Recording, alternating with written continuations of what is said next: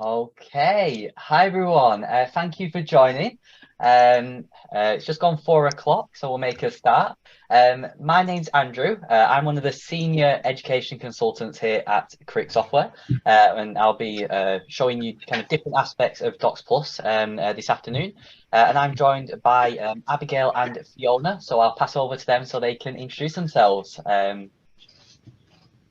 Thanks, Andrew. So I'm Abigail Hawkins. I'm an SEN consultant. I was a Senko for over 25 years, and I now run an SEN consultancy business and a Senko network group for just over 11,000 Senkos and SEN professionals. Hi, I'm Fiona Johnson. I'm part of one of Abigail's network groups. I'm a Senko in a school for nursery to 18, so I do all the exam age groups, and I do a bit of freelance stuff. Perfect. Oh, thank you. So today we're going to have a look at using DocsPlus to support SEND learners in exams. If you do have any questions throughout the webinar this afternoon, feel free to pop it in the Q&A section. I've got my colleague Charlotte here, so she will ask all of your exam-related questions as we go along. And the session is due to last for around half an hour as well, finishing at 4:30. It is being recorded, by the way, and you will receive that recording a couple of days after this. So definitely keep an eye out so you can download that recording and share it with some of your colleagues. Now, in terms of making a start, looking at DocsPlus, a question for you, Abigail, just to start us off with. So, what kind of made you explore DocsPlus as a tool, or what made you kind of explore DocsPlus as a tool to support students within your groups? Okay, so I first came across DocsPlus because my school used Clicker way back in the day, which is, I suppose, more a primary product, but we were actually using it with some of our weaker students in year 7. But my actual experience of DocsPlus came about because within the network group, the question was constantly being asked with what can we use in exams? How can we support our students? How can we develop independence? And I know some of the bigger name brands and I can answer that question. And then somebody popped up and said DocsPlus, and I've got a feeling it was probably Fiona that popped up and said it. So I did a bit of exploration into Crick's offer around exams and what they can do to support students. Yes, and Fiona, kind of a similar question to you. So what made you explore DocsPlus to support students with kind of access arrangements? What was how was you brought into DocsPlus? To be honest, I can't entirely remember, but we did have a Clicker demo, and I suspect we got an email down the line advertising DocsPlus. As you said, we're a really small school, but the resources we needed for that particular year for public exams added up to 300 person hours. So TAs and me were just being dragged away from all our normal stuff, and the number of rooms we needed was getting ridiculous as well. I've always been keen on tech, and I love the idea that the increased independence it could give pupils would be ideal. So we got a demo, and in addition to a few key staff, I invited some of the pupils who would be needing readers in the next few years, because I thought that getting them invested early on was really important. Yeah, and on the point of, I know you mentioned Clicker, although of course we're going through DocsPlus, I think it's really important to still note Clicker. Of course, it's our primary tool, but many of you might work with or alongside primary schools, whether that's a MAT or just in a local area. And you know, if pupils have access to Clicker, it really helps them transition across to DocsPlus as well, because we've got a lot of the great tools embedded in both versions of the software. So it's a great tool for transition and consistency across both primary and secondary settings. But of course, today we'll be focusing on DocsPlus specifically, and we will have a look and take a look at how we set up the exam mode and a couple of the other features when we look at incorporating DocsPlus into becoming a student's normal way of working. So on that note, Fiona, just coming to you before we have a look at the exam mode. So of course, you implemented the software within school. So how did you incorporate DocsPlus into the exams, into that exam period? You have to be really organised. I mean, you start by ordering your PDFs in time, and that's normally by the end of January. So I've done all that already for this year. Make friends with your IT department, really critical, because they are going to be helping you a lot. Have your license key handy when you first set up exam mode, because you need that, and if you haven't got it, you can't do it. Choose a password which is memorable but unlikely to be guessed by students. Not everybody has the luxury of having a dedicated set of exam laptops, so they might need them for other things. In the mock, start training up your exam officer and any other teachers who happen to appear in the room. Get them trained up so they can set up and load the papers in the morning. Public exams are stressful and you need all the support you can get. Make sure your exams officer has all the right logins for the exam boards. You get access to the papers an hour in advance, but that hour goes really fast if you're faffing about with logins and passwords. Definitely worth doing a trial run of logging into all the platforms together. Also, have a contingency for what you do when they're stuck on the bus or ill. And then we do things like we have 2 monitors for exams, right? So the pupil can have the paper that they're reading on the big monitor, and then they're typing on their laptop. If you can use an IT suite or an IT room, that's great because you can connect your exam laptop to the monitors that are already there. Just make sure you've got the right cables. I came a cropper with that recently in mocks. Have a box of spare cables, extension leads, mice, keyboards, headphones, all of that. Some pupils really don't like a particular keyboard. I've got one who uses a Mac. So when she has to use her Windows exam laptop, she prefers her keyboard. Some prefer mice to trackpads. So it's just keep it, you want to keep it as stress-free as you can for your students and yourself. So that's our sort of top tips for setting up for exams. Yeah, thank you for that, Fiona. Yeah, and I know you touched on some things about having like 2 monitors and how we would and how the reader looks in DocsPlus, and we will have a look at that, everyone, in a second. But before we come on to that, and I show everyone how to set that up, Abigail, just coming to you. So I know you're a part of the group, and I think you mentioned 11,000 Senkos. What are some of the common questions that you've come across in relation to kind of implementing software for exams? What are some of the top 3-5 questions that you're kind of typically asked in your groups? I think one of the biggest questions is, how much does it cost, very often, because people look at it and go, oh, that's really expensive, but what they forget is this gives a child independence. This actually doesn't cost you any man hours, and it's something that they can use throughout the school. They don't just have to use it in exams, which is really important, and actually you get your cost back pretty much straight away with it. And if I use Fiona's as an example, those 300 hours, even if they were only paid at £10 an hour, that's £3,000. The cost of the products is nowhere near £3,000. So it's to me, it's a no-brainer. Kind of think about that. Also, it's questions like, can I use this program? Can I use this product? You have to stay on top of the JCQ arrangements because they do change year on year. At the moment, yeah, of course you can. You know, DocsPlus wouldn't be sitting here offering you this webinar if you weren't able to use it in exams mode. But you do need to stay on top of that information because it does change. 10 years ago when I was doing this, the rules are very different to what they are now. And 20 years ago when I first started doing it, we filled everything in on paper and had to have the applications in by the end of February. So it's definitely changing as we go. In terms of my top tips, though, it's silly little things like make it part of the everyday. Don't just use it in the exams. It's got to be part of normal way of working anyway, but make it part of normal process, because students have got to be confident to use it in the exams and not be faffing around going, which one do I click? How do I do that?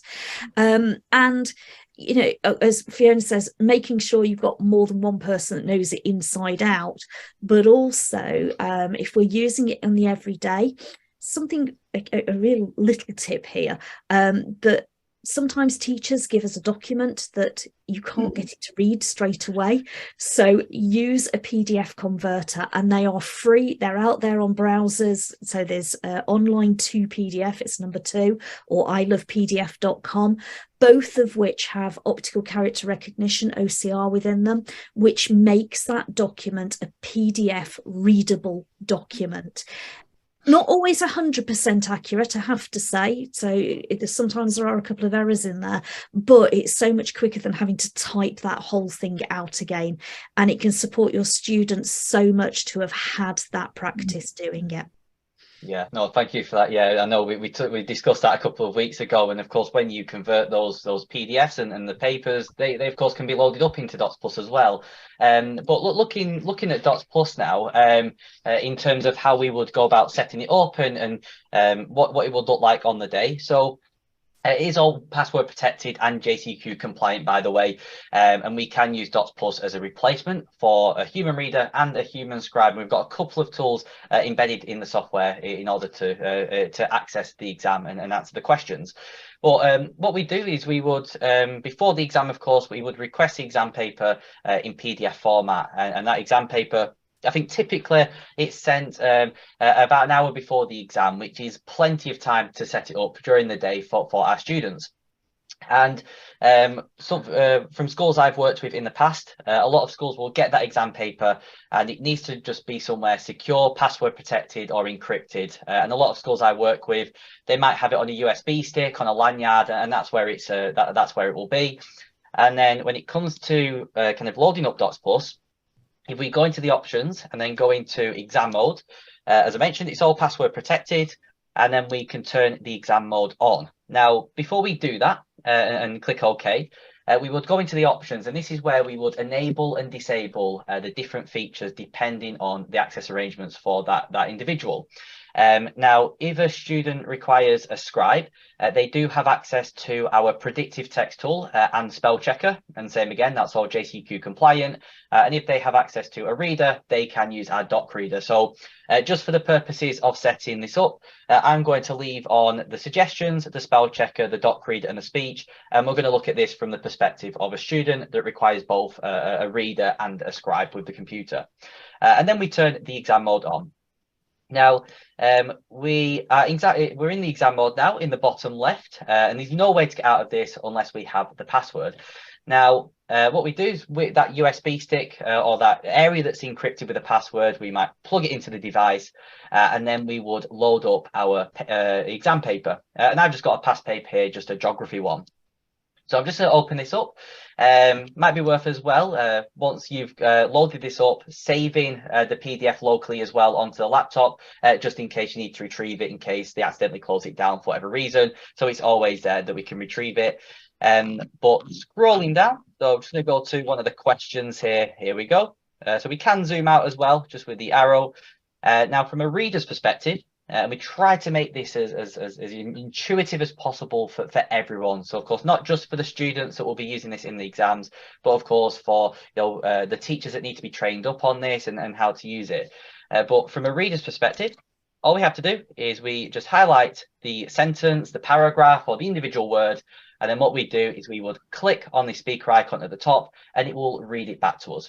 Describe the distribution of the cities shown in Figure 1. Hopefully everyone heard that. And what's really important to know is we can click on that button as many times as we want as well. So it's not just once or twice. If the student needs to hit that button, 15 times, then so be it, until they understand themselves, what that question is asking them to do. Now, and that's from the read perspective. We try to make it really simple for everyone to use. And I know, Fiona, when it comes to this, you would have this PDF on a separate monitor. That's how you set yours up, and that's all JCQ compliant, of course, having just a second monitor. But if we are just using it on just one of the laptop screens, let's just say that we need to use DocsPlus from the scribing perspective now. So what we can do is in the top right of our screen, we've got this button called Toggle Split View. It's like a piece of paper with a fold in the middle.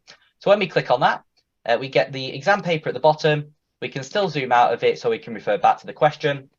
And then at the top, if we had access to a scribe, we can use DocsPlus's predictive text tool. So it's a little overlay over the document.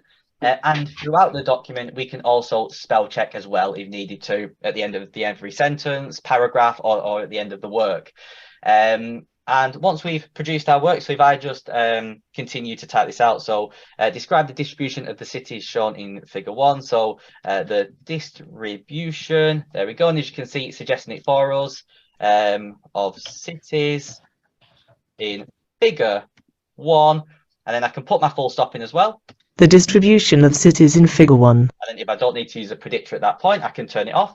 But once we've completed that first question, what we do is we would print our work off. So go into document, click print, And in here as well, just to save everyone time, we can insert the name, the candidate number, the centre number, the exam board, etc. And that will print off with the appropriate headers and footers. And then we would submit it with everyone else's work. So even kind of at the end of the exam, we tried to make it just really easy just to finish everything off and then submit the work as well.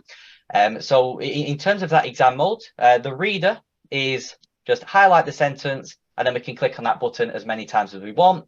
And then from a scribing aspect, we have our predictive text tool that's all JCQ compliant, and also the spell checker that we can use throughout the document as well.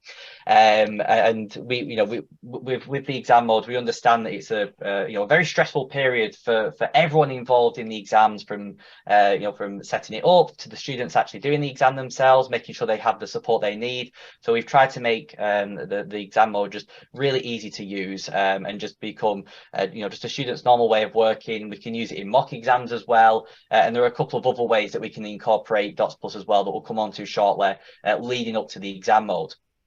But just after looking at this, Fiona, just coming to you. So of course you've implemented DocsPlus already. So what's some of the feedback that you've received from students that have already used DocsPlus in exams and in lessons? What's some of the feedback that you've received?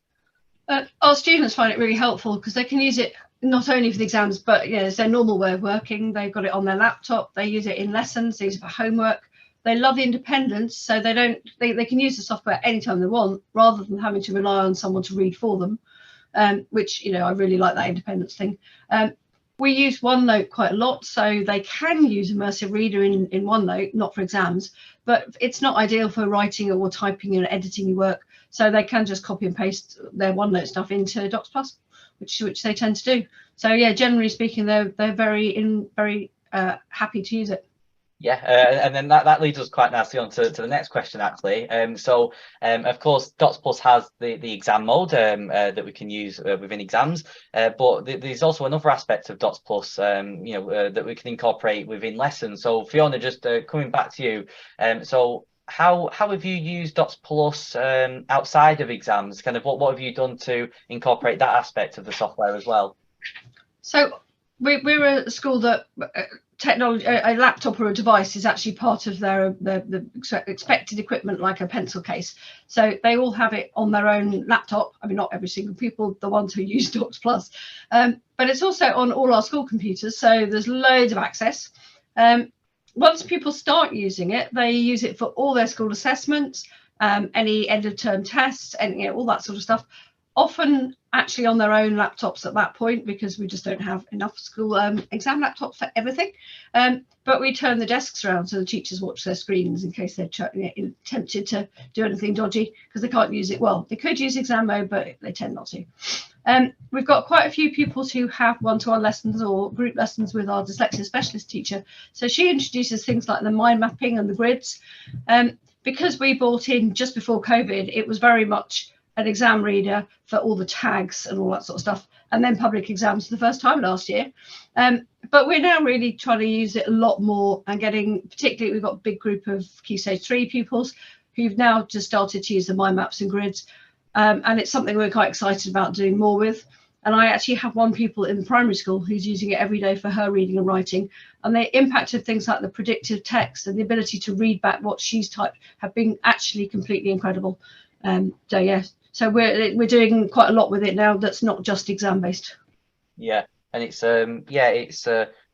talk about, I know you've mentioned independence quite a lot. It's making sure that they're confident with the software as well. And I suppose Abigail, what are your kind of three 5 top tips for implementing DocsPlus or assistive technology within not just exams, but the lead up to exams, and making sure it's the normal way of working? What are some of your top tips that you have?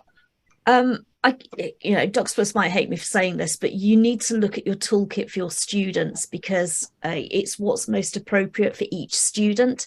And DocsPlus may well be the solution for some of them, but for others it might be a different assistive technology solution. And letting them explore that, you have to let students explore what works best for them. But also it's things like set out your word processing policy. Like every school has to have a word processing policy that needs to be written before you start using something like this, so that everybody is clear on how it's going to be used in exams, and making sure that's been approved by your SLT and by your governing body, and making it publicly available even, I would recommend, so that there's no comeback from parents on that one as well. And be realistic. You know, we know schools struggle for money, we know you struggle for technology, but be realistic. Who is this going to work for, and who could it help and solve some of your solutions? Like I've said before, it sounds expensive when you look at buying a piece of technology, but if it's going to save human hours, then actually you're making an investment there. And my biggest tip is learn to love the tech, because technology is not going to go away. The kids are now born with a mobile phone glued to them, so we might as well make use of it and not ban it, but start embracing it and start using it to support them. Because as soon as they walk out of the door at 16, or as soon as they walk out of the door at the end of the day, they're going to go straight for using it. So let's embrace it. Let's use it within the limitations of what we have. Yes, JCQ say we can't do certain things, but within those limitations, let's let students use them, because, like I say, at the end of the day, they're going to do it anyway. So let's teach them to do it properly. Yeah, and I know you've both mentioned, I know Fiona, you mentioned the mind mapping tool that we'll come on into a second, and Abigail, you just mentioned a really nice thing about embracing the software, and I think that's really important, because although we focused on the exam mode this kind of first 20 minutes, it's incorporating software DocsPlus to become the student's normal way of working. It's the whole software. It's not just one aspect, and the exam mode is just one aspect of the software that we're looking at today. But just getting students used to the software, just in lessons at home, just planning for their science work and developing vocabulary, because and even getting used to the PDF reader as well, because of course we can use it in exams and mock exams, but other ways that we can use the PDF reader. So one example that I've been sharing with a lot of schools that I've been working with recently is lots of schools will share information through PowerPoints, and what we can do with that PowerPoint is we can save PowerPoints as PDFs. So if you're in a lesson and you've prepared the PowerPoint, and I've just got one here just on cell biology, it's just one of the PowerPoints that I found. So what we can actually do is we can load up PowerPoints within DocsPlus as well, and scrolling down, if we wanted to, just like the exam paper, if we wanted to listen to any of these sentences back, we can highlight, click on the icon at the top. Cytoplasm. This is where the reactions happen, and these are controlled by enzymes. So of course, we're not using it in exams, but we're still getting used to kind of the maybe you want to call it like the repetition of getting used to the highlighting, clicking on the speaker button, and having DocsPlus read it back to us. So there's lots of ways that you can look at incorporating DocsPlus leading up to the exam mode, just so students gain that confidence with the software. And another really good way that we can implement the PDF reader is if you're on a website and it works really well with text-based websites that with not many images, but what we can do is we can actually save websites as PDFs as well. So I know one of my colleagues, she really likes it, that we can do this in DocsPlus, for example, with like play scripts. So this is Macbeth, and what we can do at any point, we can highlight the sentence, and just like the PowerPoint and the exam mode, the exam paper, thunder and lightning. Enter 3 witches. Also, we can listen back to the play script, and then of course, if we wanted to quote this while we're actually producing our work, we can use a predictor tool, because that's something that we can use outside of the exam mode, but we're getting used to that tool within lessons, so it's not kind of alien for them during the exam. And then of course we can quote any of the text at the bottom here. So there's lots of ways that we can incorporate DocsPlus leading up to the exam mode. It's not just that final stage for them. And then Fiona, coming back to what you said about the mind mapping tool, so within DocsPlus as well, we have an area called the word bars, which is great for providing students with a range of curriculum vocabulary, so developing that knowledge that they would use in the exam when they complete the questions. So we've got lots of different word bars. But then we've also got workspaces as well, where we can plan for our writing and our essays. Now, of course, these can't be used in the exam mode, of course, but it's a great way to just introduce the topics to the students. And although we can create both of these completely from scratch, we have an area within DocsPlus called Learning Grids. And this is something that you can incorporate from year 7, just getting students used to just DocsPlus in general. Because within Learning Grids, so to find this area, we would click on the folder icon in the top left, hop into Learning Grids, and at the moment, we've got 1,147 pre-made resources. It's updated once or twice a month, and it's specifically designed to help your teachers, the students, the teaching assistants, just within a variety of different lessons. And it's really easy to navigate as well. I'd even be tempted to say that students can use this area if they're confident with the software themselves as well. So we've got lots of English language topics here, so creative writing, non-fiction. We've got English literature. We'll pop into this in a second to have a look at some of the examples.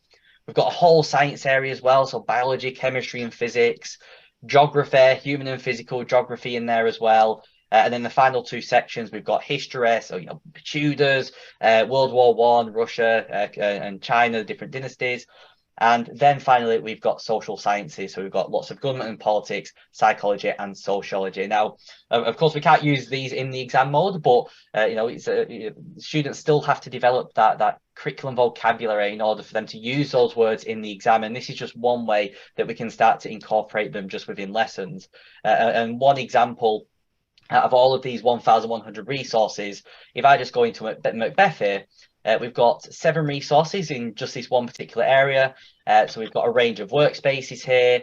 But what's really nice is we've got these word bars. Now I'll just load this one up here as well.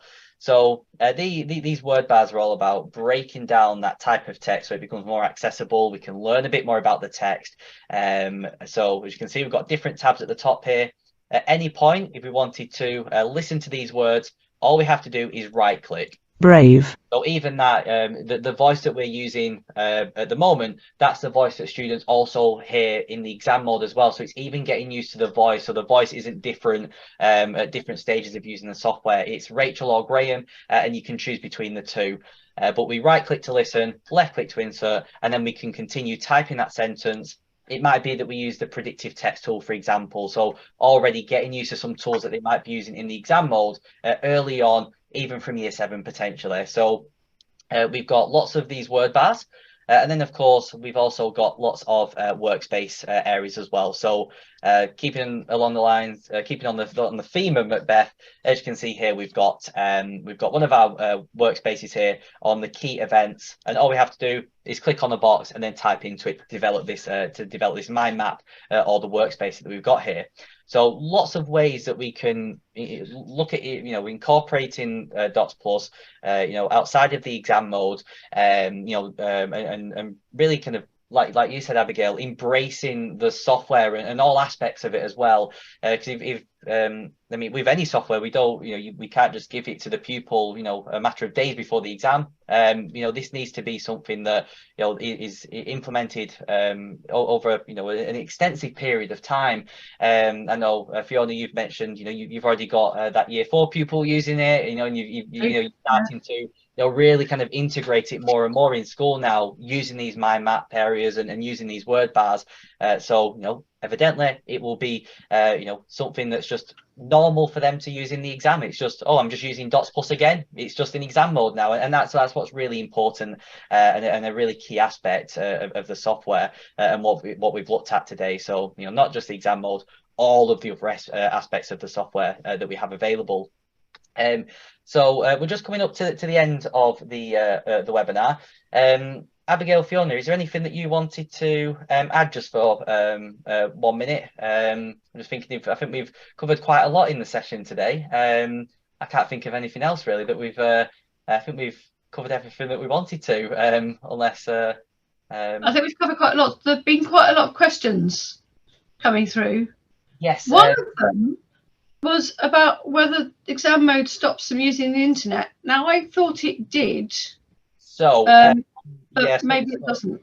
Yeah, so on that question, so the exam mode that we've got in DocsPlus, and we'll finish off with this question actually. So the exam mode that we've got in DocsPlus, it locks down the software itself. Now, it doesn't necessarily lock down the internet. That's something that you would have to turn off on your network. But the exam mode area in here, this locks down your word bars, the workspaces. Of course, if we're using it as a reader and not as a scribe, we can lock down the predictor and stuff like that. So turning off the internet, network access, stuff like that, that's something you'd do outside of the software. Just our exam mode will lock down the DocsPlus program itself.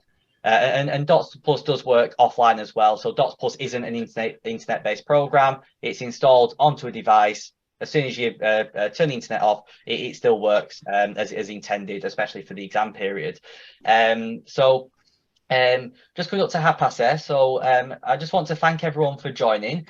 Just as a reminder, we will be sending the recording within the next couple of days, so keep an eye out for that.